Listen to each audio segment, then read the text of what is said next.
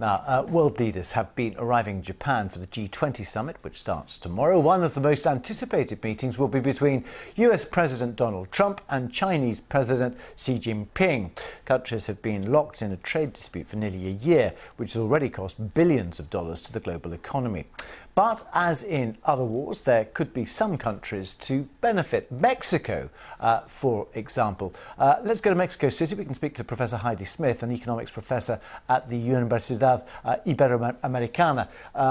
Thank you for joining us here. I mean, it's interesting when you look at what's happening between the US and Mexico at the moment, because the USMCA, the successor to NAFTA, has been approved by you guys, but not by Canada and by the US. But there's plenty of scope potentially for Mexico if there's a stall in that process. Just talk us through that, Heidi. So this is an amazing time for the Mexican trade situation. In April, Mexico surpassed China and Canada as being the #1 trading partner with the United States.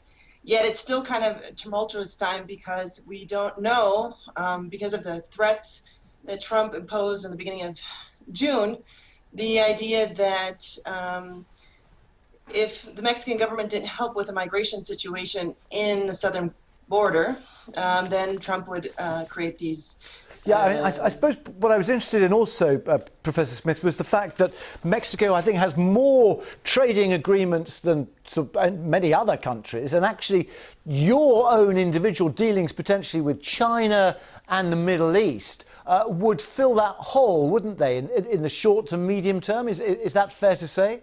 That's correct. Because of the threat of Trump coming to Mexico and renegotiating NAFTA for the TMX, the Mexican government began improving and creating more free trade agreements. It has more than 10 free trade agreements, 32 reciprocal agreements with 45 countries. They went ahead and approved the TPP. Middle East, they're looking at selling fruits and dates and products. So it's really interesting. The dynamic with China is equally interesting because the Chinese government treats Mexico in a different light. It's not a commodity-driven market. It's more small products. And so therefore, the Mexican government is also interested in trading with China, even if the United States does not. OK, just a final question, if I may, on what Trump is doing vis-à-vis China.